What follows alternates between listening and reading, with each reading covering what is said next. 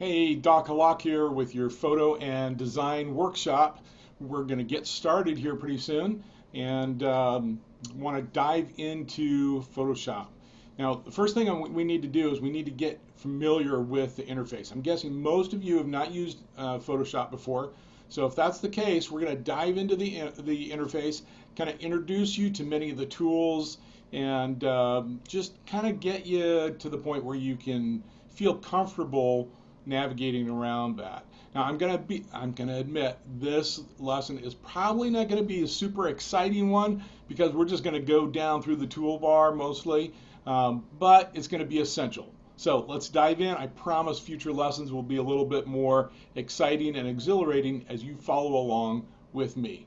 All right, so here we go. Let's open up. I'm going to first of all share my screen and then go get my Photoshop interface.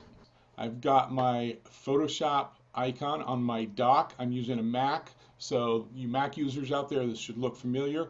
And if you're not on a Mac, if you're on a PC, many of you also have the dock or whatever they call it in the PC world.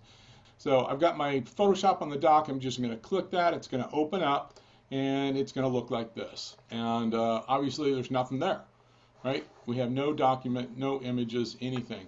And so I'm going to need to create a new document. Just go up here, File, New, and this is the legacy look for Photoshop, creating a new image.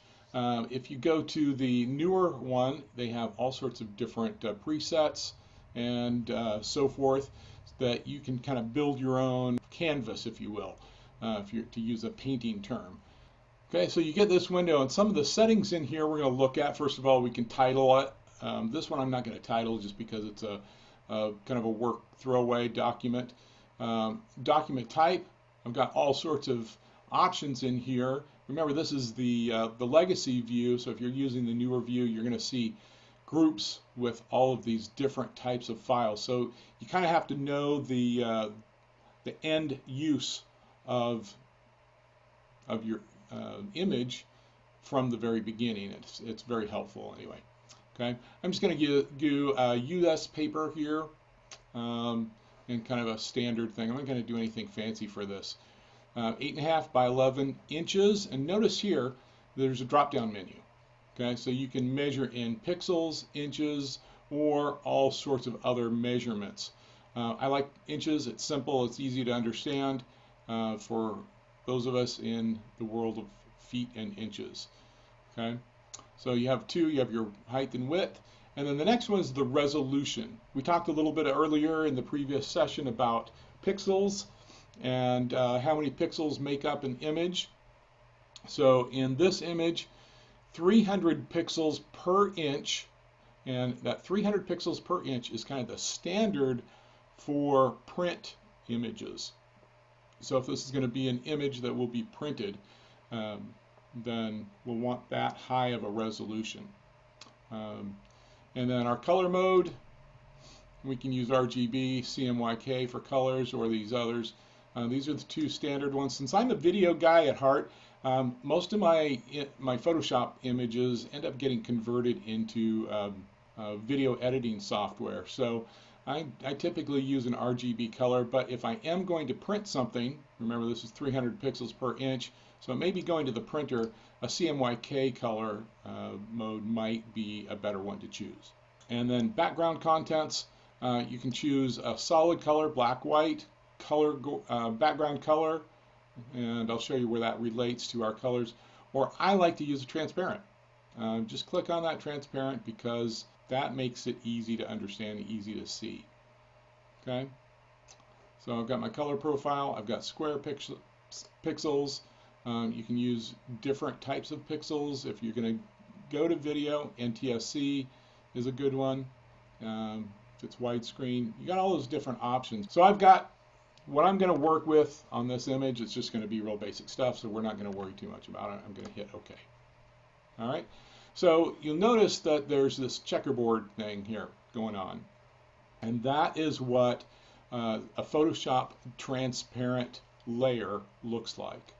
Okay, when all you have is transparent on the background, it is a checkerboard, and that's why I like it, because as I get in here and I start working with other layers. I can see where the transparencies are, and if that's a concern to me, then I can go in and correct it if I need to, or I can just be happy about it because it works really nicely. But for our purposes today, because I'm going to be showing you a lot of the different tools, I'm actually going to make this black because I think you'll be able to see the tools a little bit better. Maybe what I'll do here is actually create two layers. So over here I've got layer 1. I'm going to add a layer. That's this little plus sign way down here, not the trash can, but the add layer. And I'll make one layer black. Here's our colors right here. So if you remember back where we were setting up this document, it asked if we wanted to use the color, the background color. Okay, so these are your two colors right here. Right now we've got black as the foreground color. The background color currently is white, but that might be any color that you choose. We'll show you in a little bit where you can get different color palettes, or you can make up your own, or whatever. So foreground color is the one on top. Background color is the one that's covered partially. I'm going to go in here and I'm going to find what's called my paint bucket tool. We'll get to that more in a second. And I'm going to create layer 1. Select layer 1. Make sure you select the layer that you're going to work on. Sometimes I get mixed up and it really throws me off, and I do all this work on a layer, and I wanted it to separate from anything else, but I ended up painting it on something, a layer that has something else on it, and it just messes me all up. So make sure you select the correct layer that you want to work on. Okay. For now, I'm going to choose layer 1. I'm going to make it all black. I'm going to go up to layer 2. I'm going to switch my colors here. So just this little triangle is bent, or not a triangle, a bent arrow. And now they flipped, and I'm going to make this one white. So now as we go through and we investigate the different tools, if it shows up best on white, that's great. If it shows up best on black, then I've just gone over here and I've deselected the eyeball icon, which makes my white layer invisible. That's all it is right there. That'll come in handy as we dive down in and start working on multi-layer images. But for today, we're just going to get used to some of the different tools that are available. So your toolbar is right up here. I'm going to select that very top tool. That is called the Move tool. And that, for me, is kind of my default tool that I go to in order to, if I'm just kind of looking around in my document, my image, and don't want to screw anything up too badly. So I just kind of go to my Move tool. That's my default tool, and it might be a good one for you as well. With these tools, you will notice right here in each of these tool selections, many of them have this little white triangle down in the lower right hand corner. Can you see that right there? My arrow is pointing right at it. And what that little corner, that white corner, indicates is that if I click on that, then there are other tools in that same menu that show up. So right here I have an artboard tool or the Move tool. And it also shows me what the shortcut is for that tool set. So notice right over here, there's a V. So if I just simply hit V on my keyboard, then it will take me to the Move tool. And this might be a little silly, but the way I remember that, there's two things that I remember about the V as the shortcut. First of all, Move has a V in it, and that's a predominant sound, so I can just hit that V for Move, and then I've got my Move tool. Or the other thing is the V also kind of just looks like an arrow or a cursor kind of that you might move around. So that's how I remember that one, and that's my most common go-to tool. All that means really is that if you have some type of image or a layer in here, then you can use your Move tool to just reposition that part of an image within your frame or within your canvas. If you kind of think of these different layers or your base layer as a canvas, like an artist would have a blank canvas to start painting on, if you think of it that way, then that's helpful. So that's our Move tool. Our next tool set is our marquee tools. And the shortcut for that is M. That will switch between your rectangular marquee tool or your elliptical marquee tool. You also have in here a single row marquee tool and a single column marquee tool. Personally, I don't use those very often. They don't come in too handy for me, but in the instances that I do need them, if I need to trim something just by one row of pixels, they actually are the ideal tool. But our more common tools are going to be rectangular and elliptical marquee. So they do exactly what they say they do. You come over here and they will create your shape for you. We've got the rectangle on, and there we have a rectangle. Okay, and I can make that rectangle any dimension that I want within the confines of our canvas. So if I don't like that, I can deselect it. My command or my shortcut for deselection is Command D on my keyboard, and there we go. It's gone. So I can create a long skinny. I can create a short fat. I can create all sorts of things. If I want to create a perfect square with this tool, while I'm dragging this around, I'm going to hit Shift. So watch now as I hit Shift. Okay, see how it moves it to a perfect square. And again, while I hold my Shift key down, I can expand it and create different sizes and so forth. So there we have our selected area as a rectangle marquee tool. You see these little dotted things here that kind of, if you look at them carefully, they kind of look like they're moving. And in fact they are. Look at the corner there. They actually turn the corner for you. And many people refer to these as marching ants. Obviously they are not really ants on your screen. But that's the term a lot of people use. I don't even remember the real name for those, the technical name for them. I just call them marching ants as well. So when I talk about marching ants, this is what we're talking about right here. And we'll use these selection tools and we'll see these marching ants quite a bit, including in my next lesson that's coming right up that's all about selection tools. I'm going to deselect that again, Command D to get rid of that. And I'm going to go to my elliptical marquee tool. My elliptical marquee tool is exactly what it says it is. It's an ellipse or an oval.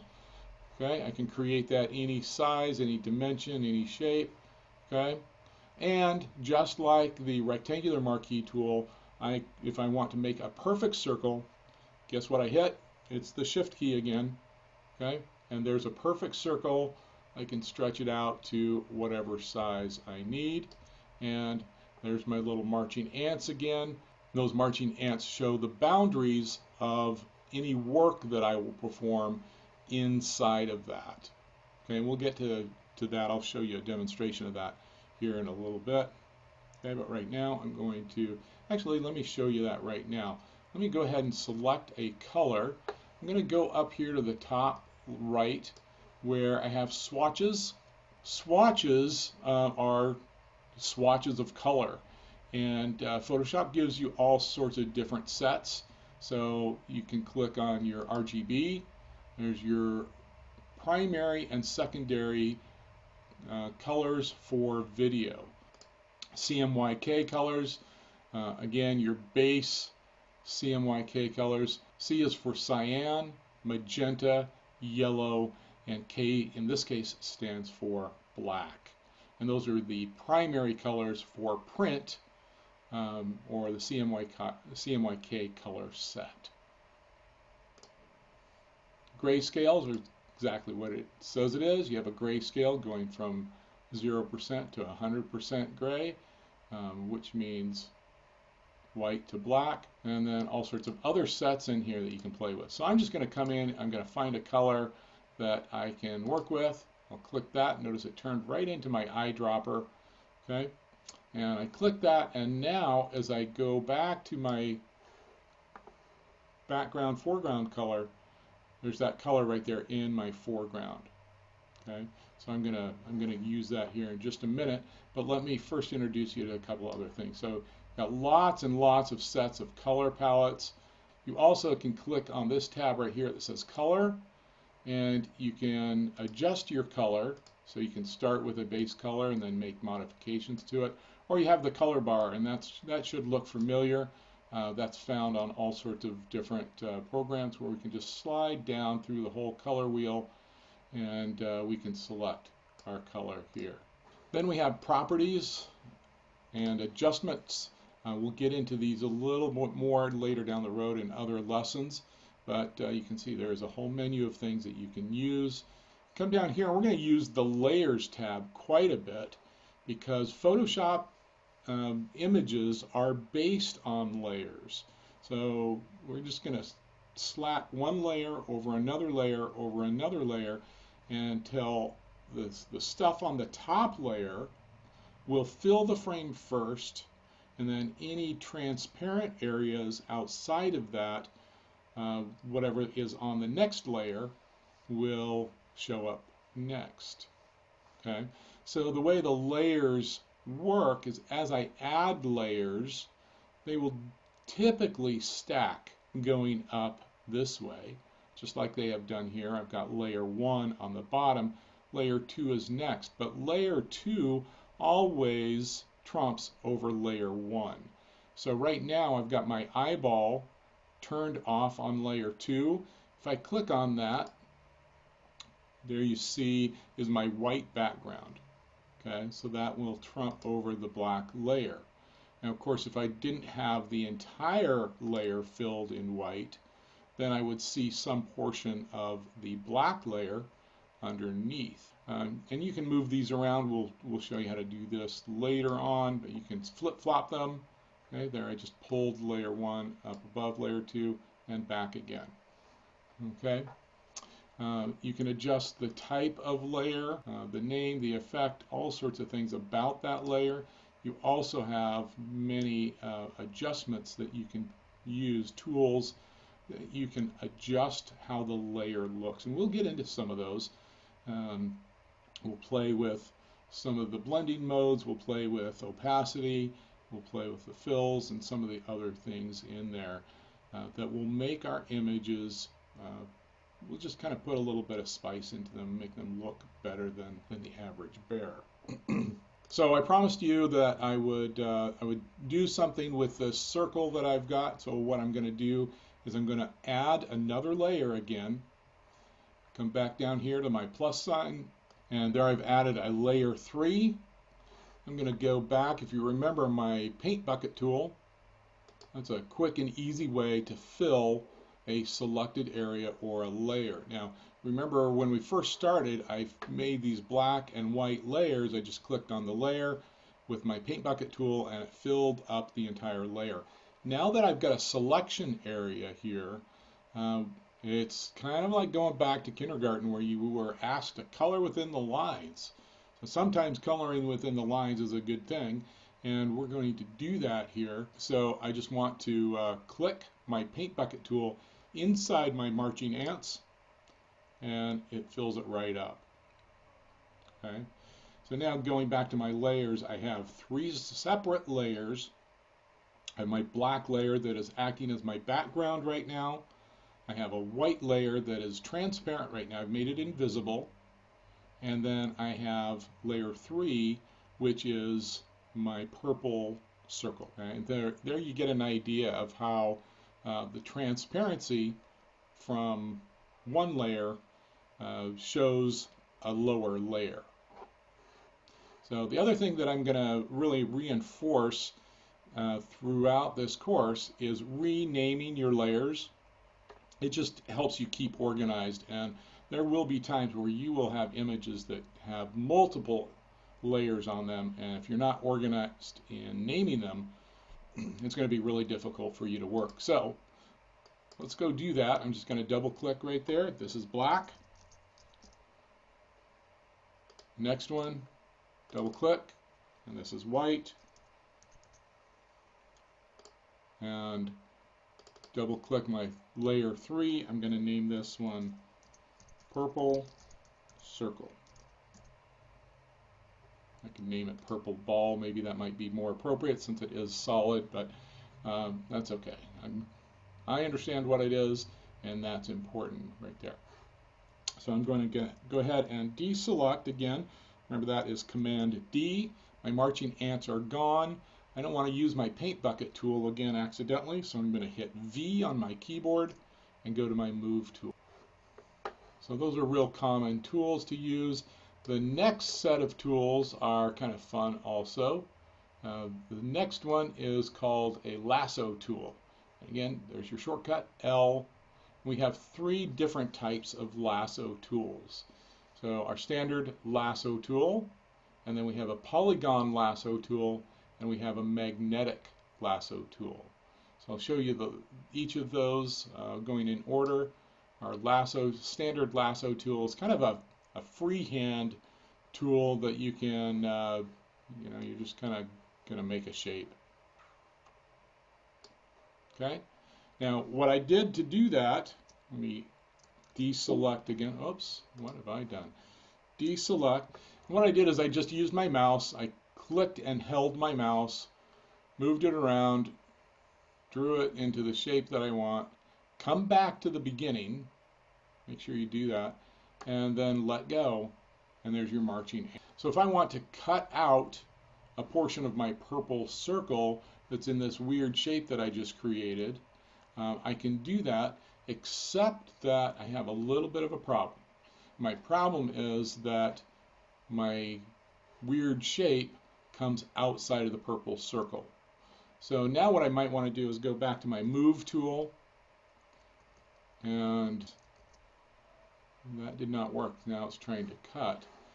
Okay, so that's because my selection area is on the same layer as my purple circle. So I'm going to show you a little trick here. Even though I don't need an additional layer at this point, I'm going to go over here. I'm going to create a new layer. It's a transparent layer, and if I select that layer, now my selection area is on this new layer. So if I go ahead and move it, so what I'm going to do now is go back to my purple layer. I'm going to deselect that. Now I'm going to select my transparent layer, go back to my lasso tool. So if I go back here, I'm going to now create some kind of weird shape inside the boundaries of my purple circle. Okay? And there I go. I can do all sorts of things with it still. I can copy it. That's Command C on a Mac, Control C if you're on a PC. And now if I go and create that new empty layer, select that layer, now I can paste that shape onto the new layer. But to show you so you can see that a little bit better, I'm going to come back to my purple circle, make it invisible, make sure I have my new layer selected, and Command V for paste, and there it is. There's my new weird shape, okay, that I created with my lasso tool. Now I can move it with my Move tool, I can drop it down here, and I will bring back my purple circle and select that layer again, because I'm going to show you the polygon lasso tool. Polygon lasso tool uses straight lines, and as some of you may already know, you can curve an image or a selection using nothing but straight lines. They're just really, really short straight lines. So I'm going to click, okay, and notice that little circle right in the lower right hand corner of my tool icon. Okay, that means that is the beginning of my selection area. That will go away, and then when I come back around and hit that exact spot again, that circle will come back. So be looking for that.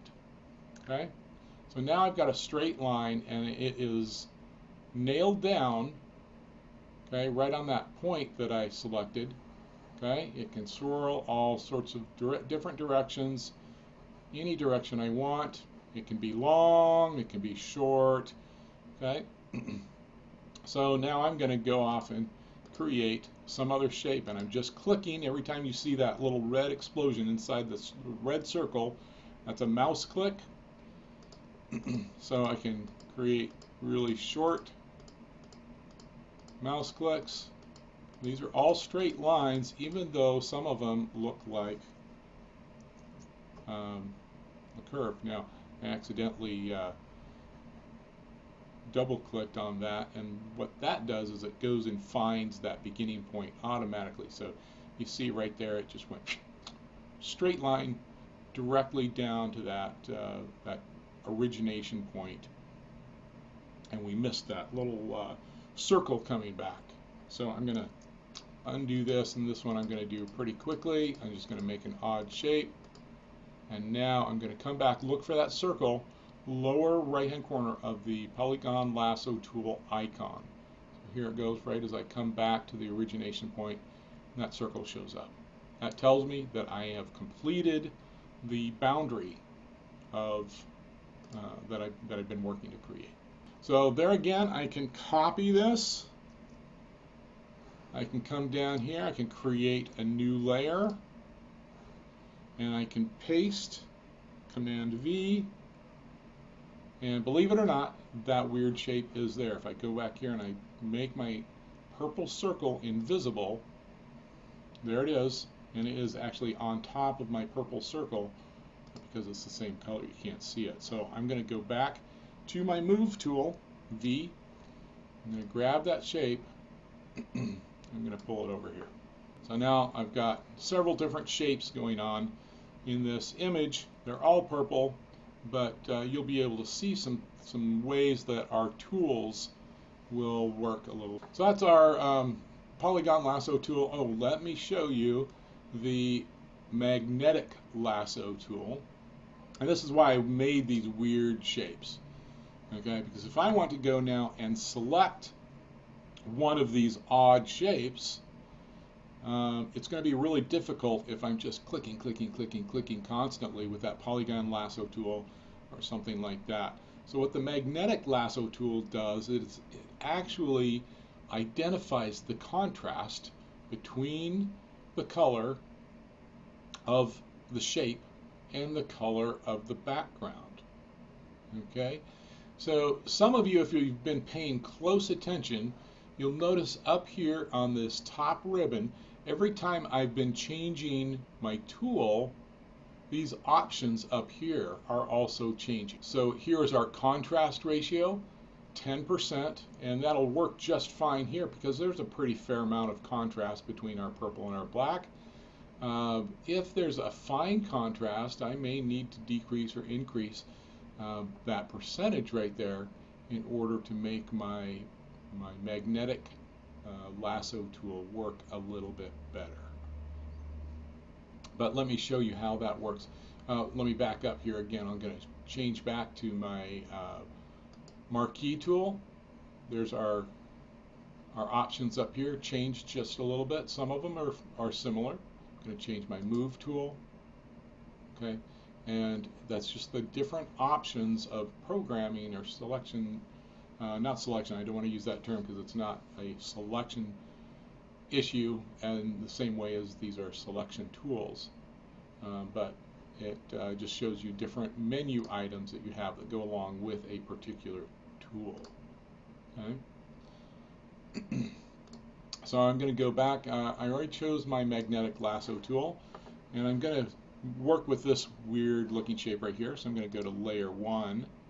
And actually, because this shape is the only thing on this layer, my magnetic tool is going to work pretty well. And so what I'm going to do here is I'm going to actually select this layer 1.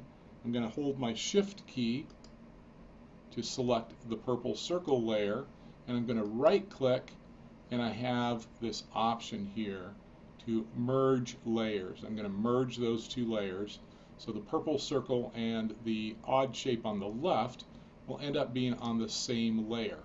But that's not actually what I want to do. I want to put this layer on the same layer as black.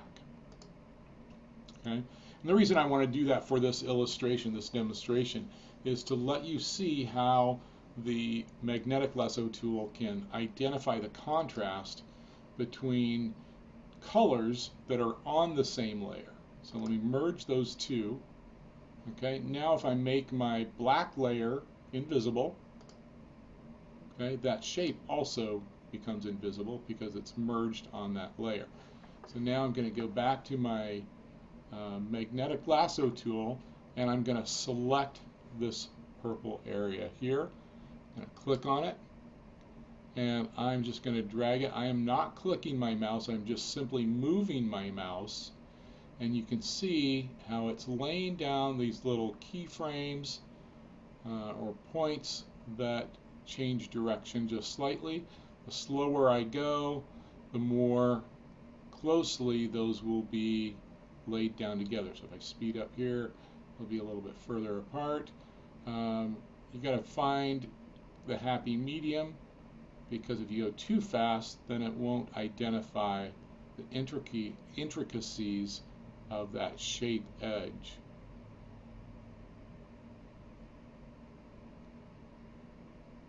Okay, so I come back around, and I'm going to get that little circle that we talked about earlier. There it is.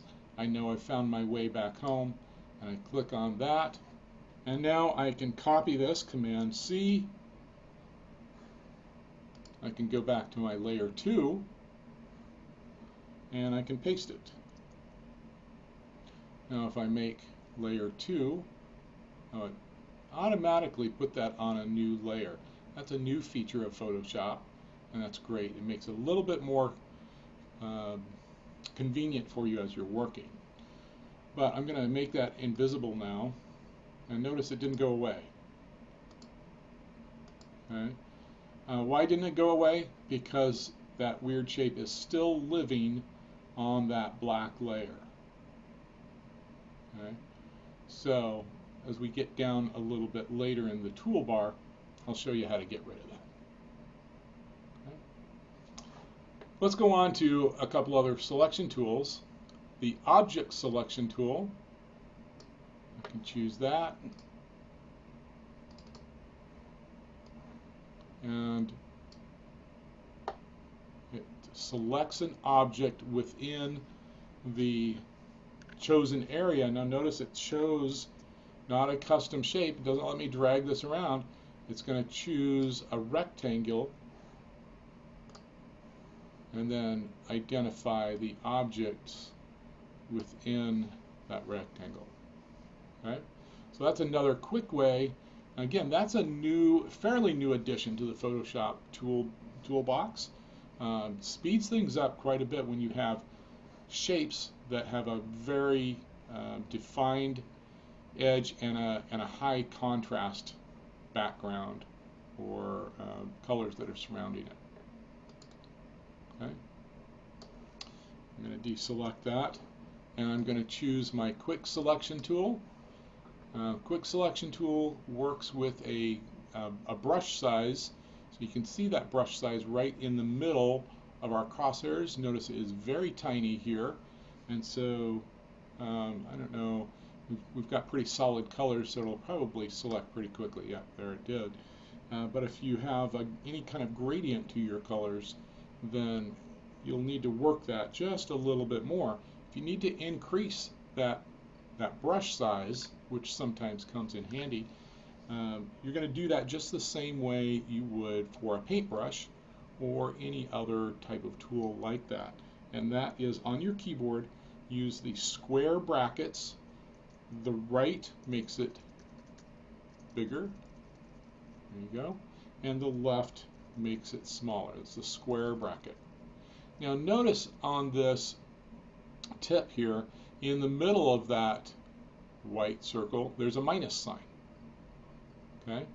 And that refers to these options up here, which come along with the tools in the Quick Select and Magic Wand tool set. Okay? So what this means is that Photoshop is looking to delete portions of a selected area. Now we don't have any selection area here, so it's not going to grab onto anything. Okay, but I'm going to change that to my plus, or I can change it to just my regular selection. The regular selection doesn't let you add anything to it, so that'll come in handy here where we've got just a flat layer with a high contrast. I select that, and that's good. That's easy. And then it moves, notice, automatically to my add to selection. So I can add to my selection area, except that there's nothing else on this layer. Okay. So I'm going to move this layer down again, and once again I'm going to move it or merge it with my purple circle. That'll illustrate a little bit more how now I could go over here. I could add to my selection. Now notice that's pretty small, but that relates to my brush size. I could add to more. If I click and hold, then it selects the whole color shape. Okay? And I could subtract from, so now I could go back in here and I can subtract part of that selection area. Okay? And if I wanted to make this even, I choose a side. There's kind of a wiggle right there. Looks like this one here is more the halfway point. So as I come over on this side, I need to actually add to my selection. I'm going to add to my selection. I'm going to see if I can get a straight line dissecting that circle right in half. Okay. And it will do that just a little bit. It's going to take a little bit of work. Okay. Alright, it's fighting with me, and that's largely because of settings, which I'm not going to go into just right now. Let's see, I have a little bit right there, so I can choose my deselect, or my take away from, come over here just really easy. Okay. And now I've got a fairly straight line. Okay, so now if I wanted to say I wanted to colorize just half of that circle, I could go and do that. So maybe I want to choose another swatch color. I'm going to go back to that one I chose originally. I'm good with that. And I'm going to go to my paint bucket again. If I choose my paint bucket, it will fill that area. Now let's see what happens to this shape here. It's also selected. Look at that. Okay? Because they are on the same layer, they are both selected, the paint bucket tool fills both of those selection areas. So keep that in mind. If you don't want to fill both of them, I'm going to deselect, or not deselect, but undo my favorite command, my favorite tool, Command Z on the Mac or Control Z on the PC. So if I only wanted to fill the circle, then I would need to deselect this odd shape here. So I can go back to my quick selection tool. It's already on minus, and I can kind of swipe through that pretty quickly, and it takes care of it for me. Back to my paint bucket tool, and there I fill just half of my circle. Okay. Back to my move tool, that's my safety zone, and I'm going to deselect what's going on right here. But before I do that, one other thing that's nifty about our selection areas, I'll show you more about this in our next tutorial, we can save that. So I'm going to come up here and select, and I can save my selection. I can give it a name, and it'll be there if I recall it. Okay. We got to move on because we're short on time and we got lots more tools to cover. So deselect there, and let's go on. Make those layers invisible, and I promised you I'd fix that for you coming up.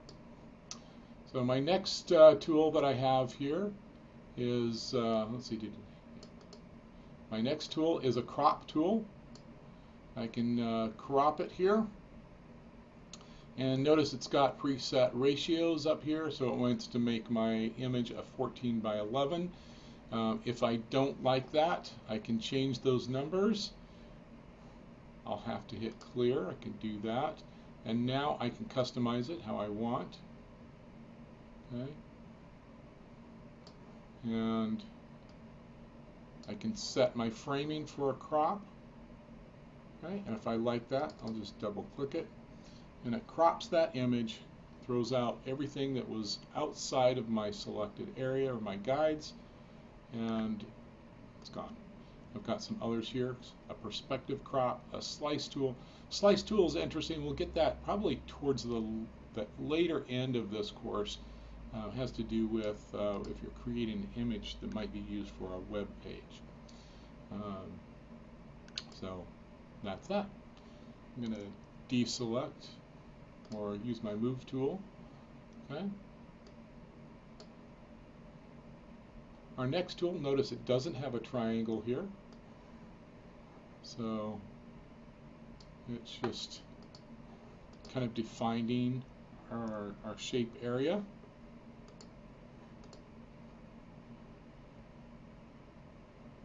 Next tool is our eyedropper, and it's got a few different options here for selecting the color that we want to work with. So the basic part of this we'll just show you right now. Okay, eyedropper, if I want to select this purple again, notice my foreground background, it's that rose color and the black again, so I want to choose that purple. Take my eyedropper, I'll select that, and my foreground color is now changed to that purple.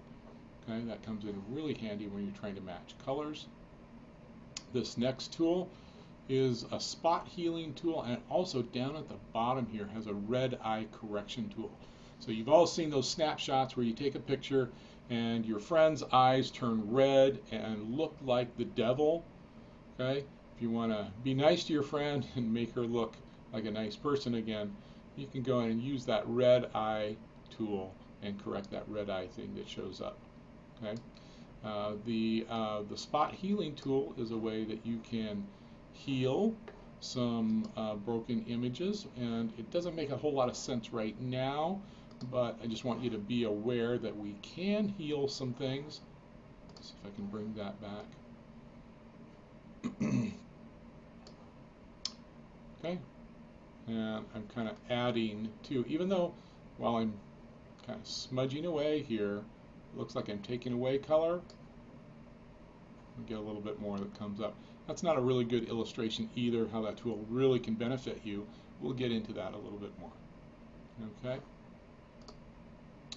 The next tool is where I'm going to fix this shape on my black background. Okay. So it's my brush tool. I'm just going to select the basic brush tool, and look what happened here. This tool up here created a new layer or an adjustment layer. Okay, I'm going to actually delete that frame only, because I want my contents in there still. So I still have my black with the blob. Okay,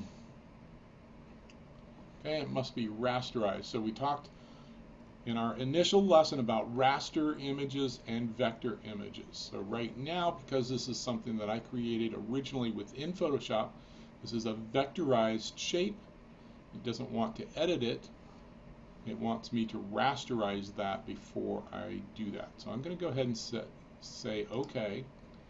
You don't really notice anything different except the little icon down here on the layer. When that was there, it indicated that there was a vector image. Okay. Now I can use my brush tool. Notice the size. I'm going to make this great big. Okay. And oops, it's using my foreground color, so it's adding to the purple. I want my black background color, because I want to make this go away. That's my brush tool. Okay. Now I can do that with a smaller brush also. Okay. And I can just make part of it go away. Okay. But because I'm getting rid of this whole thing, big old brush, slop it around, and it is gone. Okay. but I'm going to bring it back for my next tool. My next tool is the clone stamp tool, and the clone stamp tool works. You have a selected brush, and you're going to hit your option key to add. So it's selecting what that brush is over, which is the purple, and then I move over here and notice it's adding purple, and it's using that original point as a guide, and that crosshairs is moving right along with my brush motion. So when I get to the edge where it turns into black, look at my new shape that I'm painting. It has a black edge also.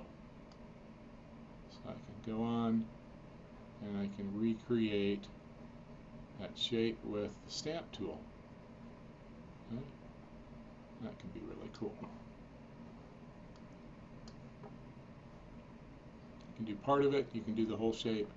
Lots of times we're recreating patterns, say the pattern in a shirt or a wallpaper from way back in the day.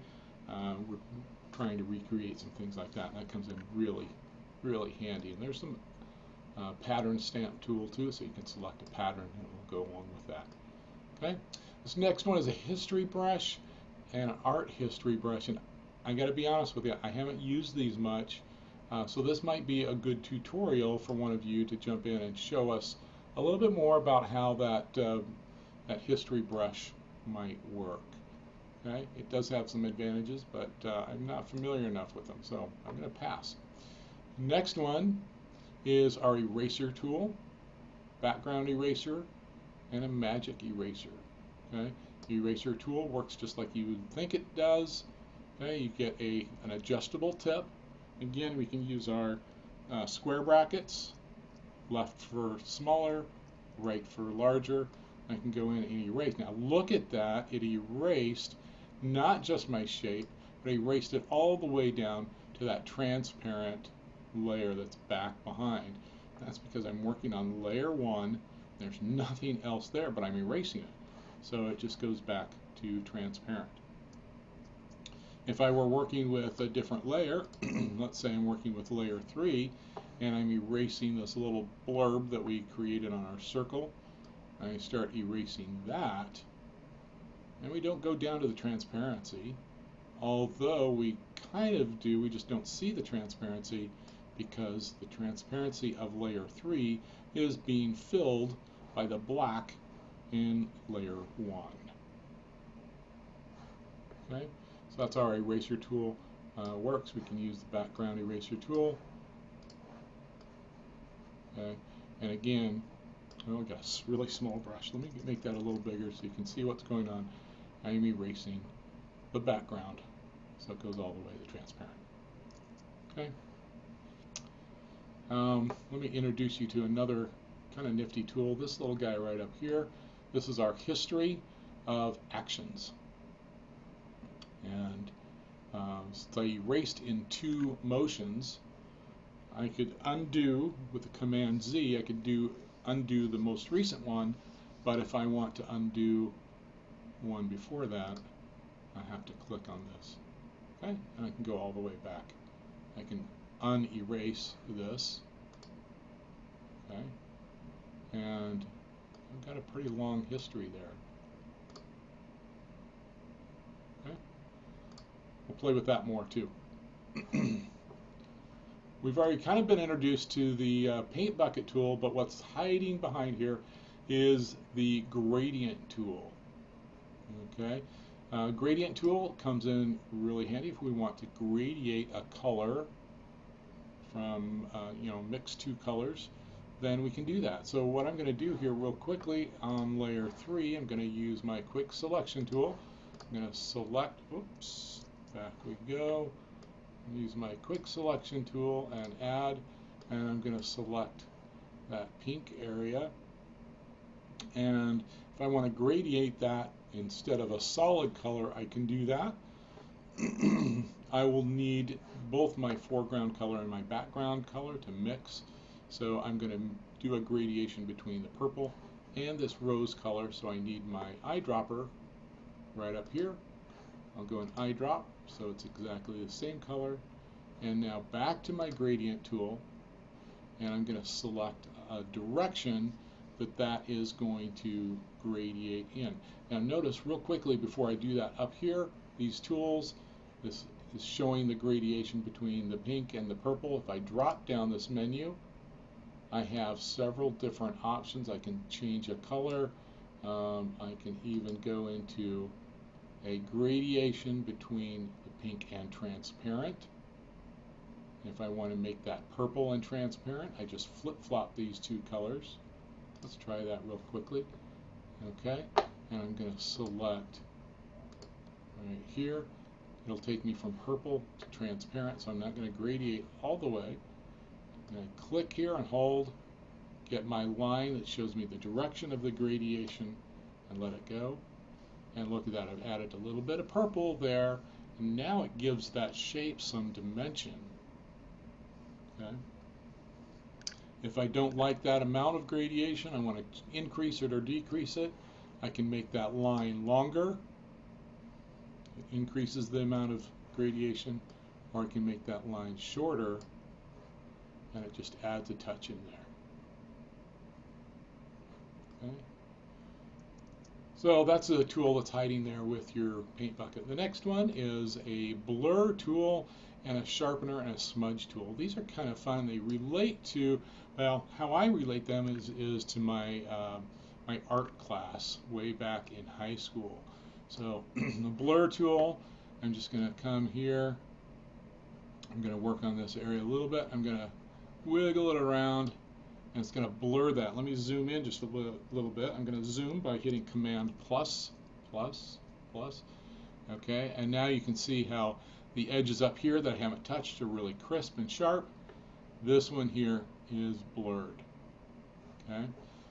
The other tool is you can sharpen it also. Okay, and that's a little deceiving because it also does some blurring. And then the one I really like is a smudge tool. And when I was in high school, my art teacher, Mrs. Seavey, used to call this thing a smudgy that we would use. It was the paper rolled up really tight. You may have seen that if you've taken an art class that has a point on it, and it's just paper, a paper brush, I guess you could call it, with a pointed end like a pencil. And you come in here and you just smudge it around, and it just gets your edges really soft and fuzzy and does kind of crazy shapes. Okay, so that's a smudge tool. That can be a lot of fun if you're just kind of trying to get some frustration out or something. Okay. Next tool is a dodge, burn, and sponge tools. These tools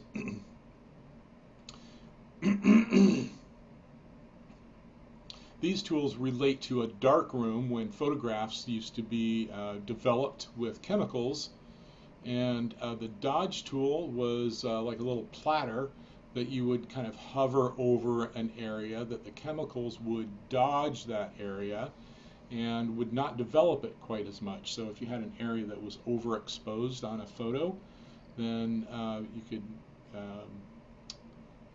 minimize how much development went into it. With Photoshop, it kind of darkens the area just a bit. We'll use that when we get into, it lightens the area just a little bit, rather. We'll get into that when we start working with photographs. The burn tool, rather, is the one that darkens. So, I don't know if we can see much when we're dealing with solid colors. You can see a little bit. If you look really closely on that, got a little blob here that is a little bit darker.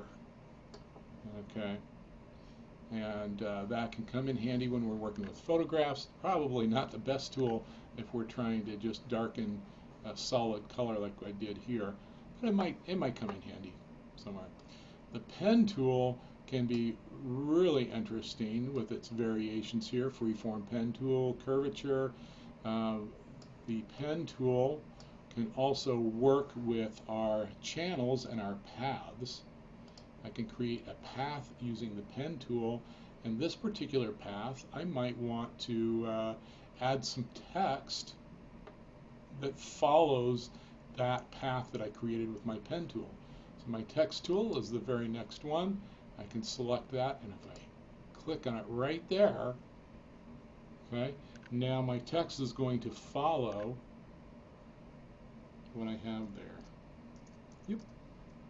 Okay, now notice I tried to make yep, okay, but I didn't have enough room. That's because this little dot right here. I'm going to go back to my pen tool.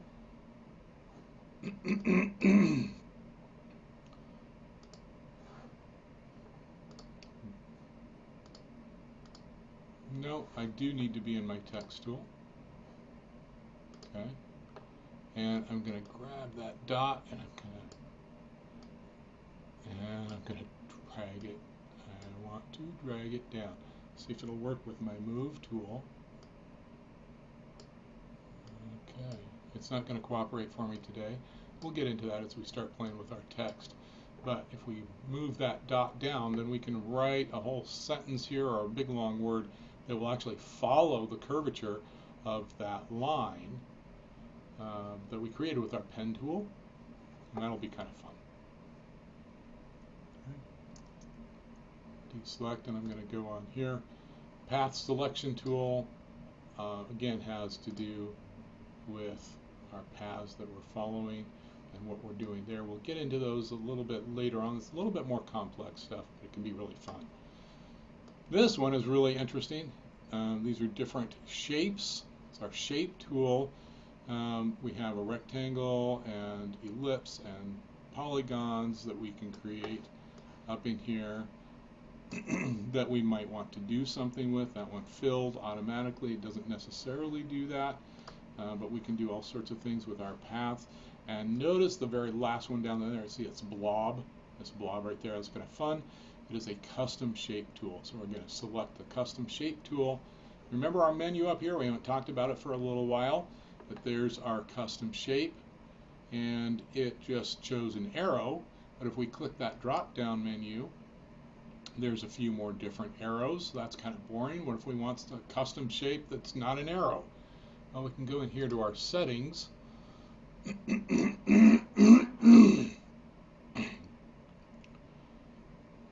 And I might want to restore my default shapes, and it should add. Okay, there we go. I've got folders, I've got leaf trees, I've got wild animals, boats, flowers, all sorts of shapes that I can select from. Okay, and I can do all sorts of fun things with those. Okay, that's creating a path. I can go in here and create a little nifty shape like that. Okay, and create a stamp. I can modify those little key points and adjust them a little bit if I want to. Okay, we'll learn more about those.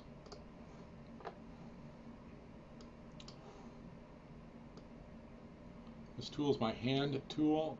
Again, it's another way to kind of move around your entire image without readjusting things. Oops. I'm going to go back to my full image by hitting Command 0, so I can see my entire image now. Okay, and my hand tool just kind of moves the whole thing around. Okay. Delete that text. And then my last one is a magnification tool. I can add to it, and I can just zoom right in there. It's another way of doing it on your keyboard. I just hit Command plus or Command minus to go back out. Command plus zooms in, Command minus zooms out, and Command 0 shows you your entire image. I hope I haven't bored you too much. Our next one, I promise, will be much more exciting as we get into selection tools, and you'll follow along and we'll start creating and working all these tools and create some art, some fantastic stuff. Look forward to seeing you next time on Photo and Design Workshop with Doc Hallaq.